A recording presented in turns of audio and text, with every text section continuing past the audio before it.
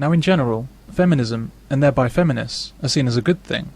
It's believed that feminism was created by women to free themselves from male oppression. They say they want genuine equality with men, under the law, at home and at work.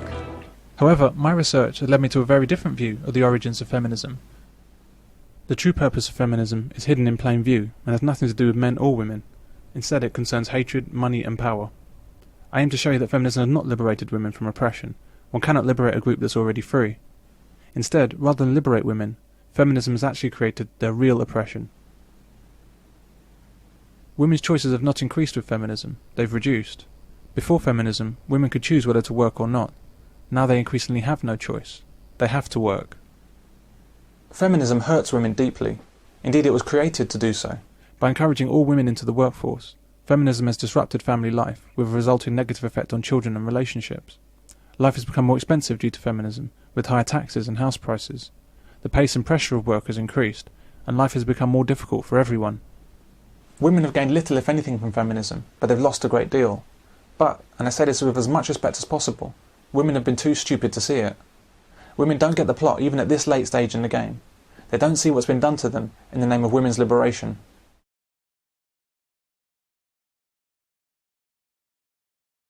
Feminism is understood by most people to be about equality between men and women. It denotes the ongoing struggle of women to be treated the same as men and to have all the opportunities and rights that men have. But feminism is not about equality and never has been. In fact, feminism by definition cannot be about equality between men and women because, as we'll see in the equality films, it's impossible to equate entities that are so different. Feminism actually has three main objectives, none of which are positive for women. The deconstruction of family, putting women to work, stripping men of their civil rights. Feminism at its heart is an enormous, orchestrated and sustained attack on men and women, perpetrated by business and government, using the psychology of women to achieve its ends. The methodology used to deliver this attack is almost entirely based on destroying men and the very idea of manhood. By attacking men, the natural cohesion of family is disrupted, the protection of men over women and children is removed, and women are thereby left exposed to various forms of exploitation by agencies that have no interest in their welfare or the welfare of their children. Feminism is something of a masterpiece of social engineering. It's clever, it's insidious, it's popular, and it's been going on since the Second World War, with no real signs of slowing down. But I'm getting ahead of myself.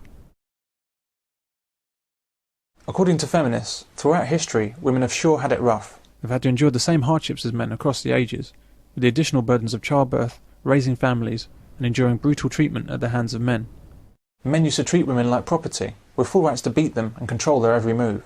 I just don't think I could bear to be a married woman and give up all my assets to a man who was legally allowed to beat me and rape me and whom I couldn't divorce.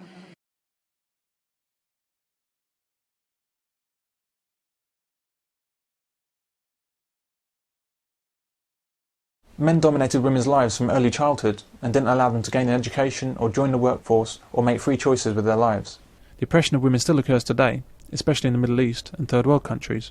Their reaction against the traditional role expected of women there. And these are the gloves that Iranian women have to wear. So this is kind of about expressing yourself through something which is supposed to suppress you as an individual. Exactly.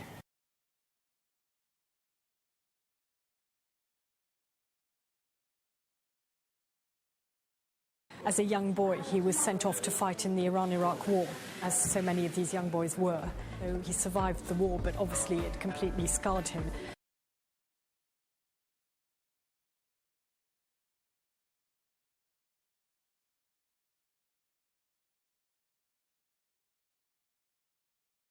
In 1961, middle-class women suddenly realised that they'd been oppressed and enslaved by men for countless thousands of years, and decided that they must do something about it. These women examined every aspect of their lives, and decided that everything bad that happened to them, and indeed everything bad in the world, was the fault of men. Women were good and men were bad. It was that simple. The idea of female superiority really took off with women for a number of reasons. First, like the greatest magic tricks, it wasn't new. Feminism is based largely on the philosophy and politics of Karl Marx. Put simply, Marxism says that all of the troubles affecting one group of people can be explained by the actions of another group. Marxism has been an extremely popular political system around the world because it caters to a very basic flaw in human nature, the desire to blame others for one's troubles. Feminism exists, indeed can only exist, by blaming men for a multitude of crimes. Feminism told women that men were the cause of all of the troubles they faced in life, and women liked that. Second, people really like the idea of being better than other people. Feminism basically flattered women, and women have swallowed it all, right down to the last drop. Feminism told women that they were naturally good, whereas men were naturally bad. The only reason that men ruled the world was that they used their brutality and evil cunning to keep women down. Women really liked that. Third, people really liked the idea of being free and having no obligations.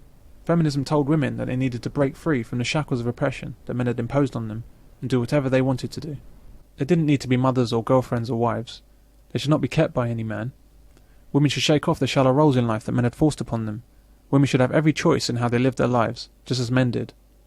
Women positively wet themselves over that. Women thought about all of this. Women met for coffee while their husbands were at work and had passionate discussions about how bad life was for them, and worse, how boring it was. Women then took to the streets and demonstrated about the oppression they faced. Women demanded that all of this change, so that women could at last be free. Well, that's the view many women have of the start of feminism, but this is entirely wrong.